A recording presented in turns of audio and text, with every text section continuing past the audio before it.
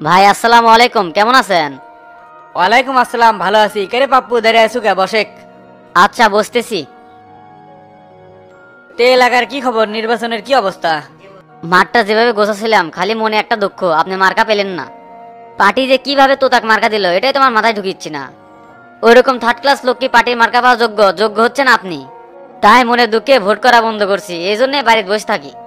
না না, বাড়িতে বসে থাকলে হবে? যা হয়ে গেছে মানে লিয়া ছাড়া বুদ্ধি নাই। তাছাড়া কি করবো ভাই, তোতার ভোট আমি করতে পারবো না, তোতাক আমার দুই চোখকে দেখতে মন চায় না। শোন পাপ্পু, আমি একটা চিন্তা ভাবনা করে দেখলাম, শামসুর ভোটে আমাকে করা লাগবে। এতে করে উই যে আমাকে অপমান করছে তার প্রতিশোধ লিবার পারমু। তাই বলে শামসুর ভোট করবো, দলের লোক জানবে পারলে কিন্তু বহিষ্কার করে দিবি। পরেরটা পরে দেখা যাবে নি, এখন যা কই তাই শোনেক। হঠাৎ করে আপনি এত পরিবর্তন, এর ভিতর কোনো একটা উদ্দেশ্য আছে? এই দুনিয়াত মানুষ উদ্দেশ্য ছাড়া এক পাও লড়ে না বে। সবাই যখন স্বার্থ খুঁজে, সেটি আমি বাকি থেকে লাভ কি? আমিও স্বার্থ খুঁজতেছি। দলের বিরুদ্ধে যায় শামসুর পক্ষে ভোট করবেন, এটা কিন্তু একদিন না একদিন লিক হবেই। তবে সাংগঠনিকভাবে ব্যবস্থা নিলে বরিশাল কিন্তু সুনিশ্চিত। সেটা আমি আগেই জানি, দল তো এমনিতে আমাকে মাইনাস করে চলতেছে, না হলে তো তাকে কেমনে মার্কা দেয়। নিজের ব্যবস্থা নিজেই করবো, এই জন্য আমি একটা কড়া প্রস্তুতি লিছি। প্রস্তুতি নিচ্ছেন মানে কিছুই তো বুঝতে পারতেছি না, সব মাথার উপর দিয়ে উড়ে যাচ্ছে। আরে সহজ জিনিস বুঝিস না, এই নির্বাচনের পর চেয়ারম্যানের পদ খালি হচ্ছে, আর আমি তখন চেয়ারম্যান হবো। শামসু যদি এমপি হয় তখন তো চেয়ারম্যান আমি এমনি হচ্ছি, কারণ শামসু আমার সাথে থাকতেছে। শামসু যে নীতিবান আর এক কথার মানুষ, ও কি আপনি চেয়ারম্যান বানাবি? আশায় আশায় ডেকে নিয়ে যা, কামের কাম কিছুই করবি না। ওর সাথে থাকলে কোনো সময় ফেলে দিবি না, এটা তুই মাথায় রাখিস। আর এই এলাকার আমি ছাড়া কোনো যোগ্য লোক আছে যে চেয়ারম্যানের দাঁড়াবি? তাই জিঙ্কা করে হোক শামসুর ভোট করাই লাগবি, তাহলে আমার ভবিষ্যৎ ভালো হবে। তাই তো কই, অভিজ্ঞ মাথার দাম আছে, এই ছোট ছোট চিন্তা তোমার মাথায় আসছিল না। আপনি যে বুদ্ধি নিয়ে গেছেন, যদি একবার সাকসেস হয়ে পারেন, কামের কাম হয়ে যাবি। 7 দিন হলো খালি এটাই ভাবছিলাম যে কি করা যায় কি করা যায়। খিদে লাগছে, খাবার খামু। একটু পরেই খাই, তে তো তা কি দিয়ে বুঝ দিবেন সেটাই তো বুঝিচ্ছি না। আয়নাবাজি কাক কয় সেটাই এবার বুঝে দেবো। রাজনীতি অত সোজা, শিখতে গেলে বহুত সময় লাগবে। তুই তোর এলাকায় কয়ে বেড়াবো কলম ছাড়া টিবলে কোনো ভোট নাই, যা ভোট হবে সব কলমে। আর আমি জরিপ করে দেখছি শামসু এবার এমপি হবি। তাইলে ভাই কোবা শামসু এমপি কনফার্ম, তাই তো? পরিস্থিতি বুঝে বিবেচনা করে তাই তো দেখতে পেলাম। শোন, নিজের পরিবর্তনটাই মেন পরিবর্তন। দল আমাকে এতদিনে কিছুই দিবার পারে নাই, ভবিষ্যতেও কিছু দিবার পারবি না। এখন এগুলা দুঃখের পেছার ভাই লাভ আছে, রাজনীতির মাঠে সবাই স্বার্থপর। তে চ, তোর ভাবি মনে হয় খাবার রেডি করছে, খাওয়া দাওয়া করি আগে। আচ্ছা ভাই, চলেন। এই দুনিয়ার ঠেলাত পড়লে মানুষ চেনা যায়, কেডে আপন কেডে পর। মার্কা না পায়া সবিক চাচা আমার সাথে ইঙ্গা করে পাল্টে নিল, এটা কোনো কথা? জিঙ্কা করে হোক সবিক চাচার রাগ ভাঙ্গা দলে ফিরে আনা লাগবে। নির্বাচনে জয়লাভ করবে গেলে সবিক চাচা খুব দরকার। খালি ভোটটা আগে পার হোক, নিজের খেয়ে মানসিক তেল মারা আর ভাল লাগে না। কেরে ডন কুটি গেছে? ডন, এ ডন।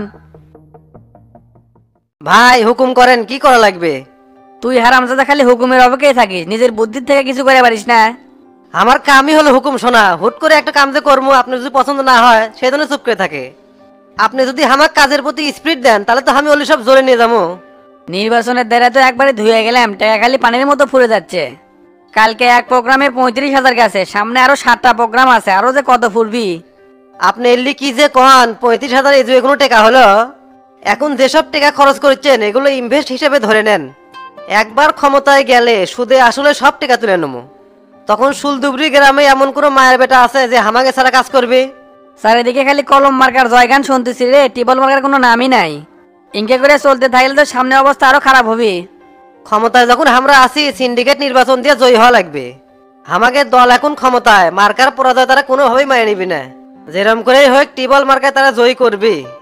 না রে ডন, তুই যত সহজ মনে করছো অত সহজ নয়। নির্বাচন কমিশন এখন কঠোরভাবে ভূমিকা পালন করতেছে।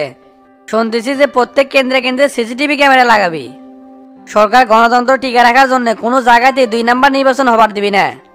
ইল্লা 2 নাম্বারই চিন্তা মাথার থেকে ছেড়ে ফেলে দেয়া, কিভাবে সঠিকভাবে নির্বাচনে জয়লাভ করা যায় সেটাই ভাবা লাগবি। আপনি দলের সাথে ঐক্যবদ্ধভাবে আছেন, দলের ভিতরে খবর তো আপনিই ভালো জানবেন।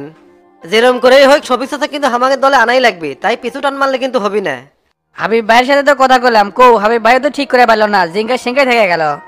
আমি কই কি, নিজের কাম নিজেরই করা লাগে, মানসিক দেওয়া হয় না। আপনি আরেকবার সবিক চাচার সাথে বসেন, কাম হলেও হবে পারে। কথা তুই মন্দ কোষ নাই, আজকে সবিক চাচার গুদমে যামু, যে হাত পা ধরে হলে ওক রাজি করমু। তাহলে আপনি দেরি না করে তাড়াতাড়ি চলে যান, আমি এলা বাজার থেকে ঘুরে আসি, দেখি কি অবস্থা।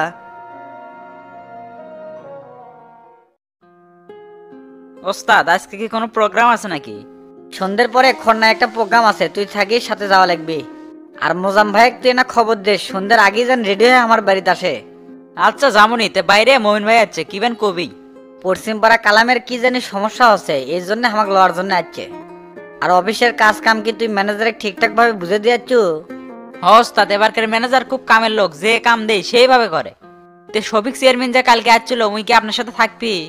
কথাবার্তা শুনে মনে হলো তো তার ওপর খুব ক্ষিপ্ত, ভোট মনে হয় নিঃস্বার্থভাবে আপনারই করে দিবি। দুনিয়া বড় কঠিন জায়গা রে, স্বার্থ ছাড়া মানুষ এক পাও হাঁটে না। নির্বাচন করে করে মানুষকে খুব ভালো করে চিনবার পাইছি। তুই মিলে দেখিস শফিক চেয়ারম্যান যে আমার সাথে থাকিচ্ছে এর মধ্যেও কোনো স্বার্থ আছে যেটা কালকে কয়নি।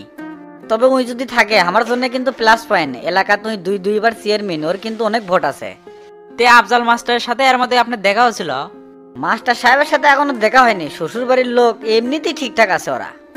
আর নগর থেকে আমাকে বারবার ফোন দিচ্ছে, ওটা লোকজনের আনাগোনা বেশি, চা চিনে না বেশি করে দেশ। আর প্রতিদিন ওটি খরচ দেবো রফিক জোয়ারদার, সালাম মুন্সি আর কুদ্দুস মাস্টারের হাতত। ঠিক আছে ওস্তাদ, তাই দেবনি। তাহলে তুই এলাকার মধ্যে একটা টহল দে, আর আমি মমিনের সাথে কথা কই, দেখি কি কয়। ঠিক আছে ওস্তাদ।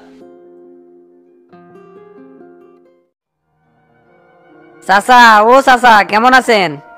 এই তো আছি মোটামুটি ভালো। তে আমাদের এমপি সাহেব তো নাকি রে, তে দাঁড়িয়ে আছি কে? বসে।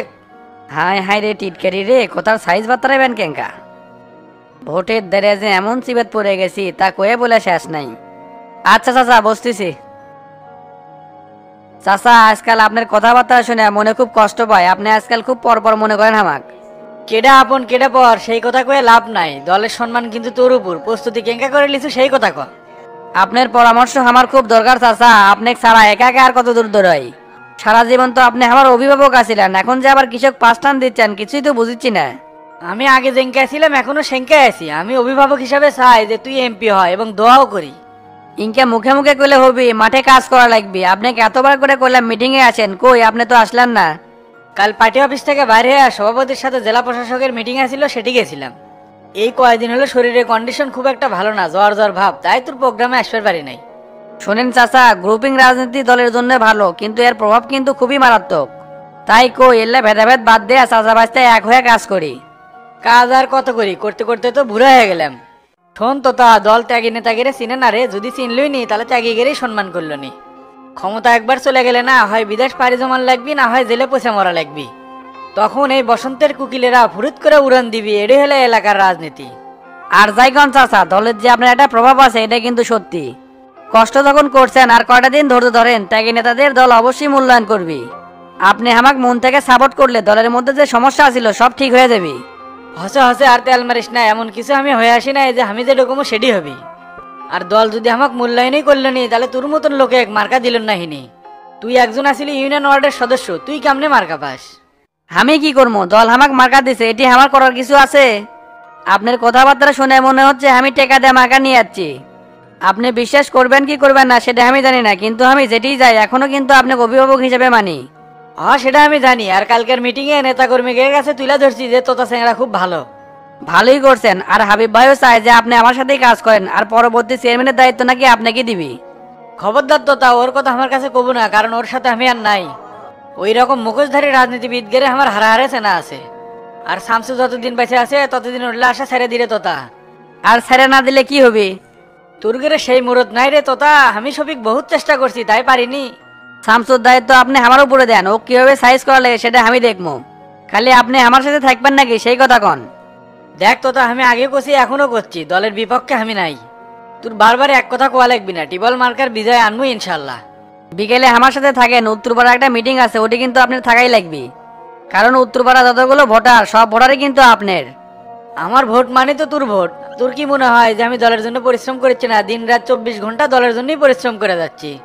তুই যা, বিষয়টা আমি দেখবো নি। না না, ইল্লে কইলে হবে না, আমি চাই এই কয়েকটা দিন আপনি 24 ঘন্টা আমার সাথে থাকেন। আল্লাহ যদি আমার সম্মান দেয় এমপি হয়ে পারি, প্রথম ফুলের মালা কিন্তু আপনার হাতের থেকেই নিবো।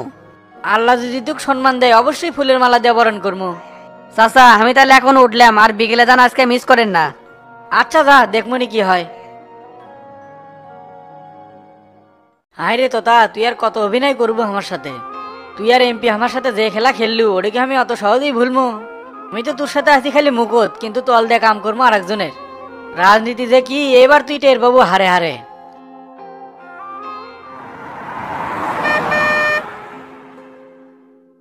কেরে মুমিন, পশ্চিম পাড়া কালামের কি হচ্ছে রে?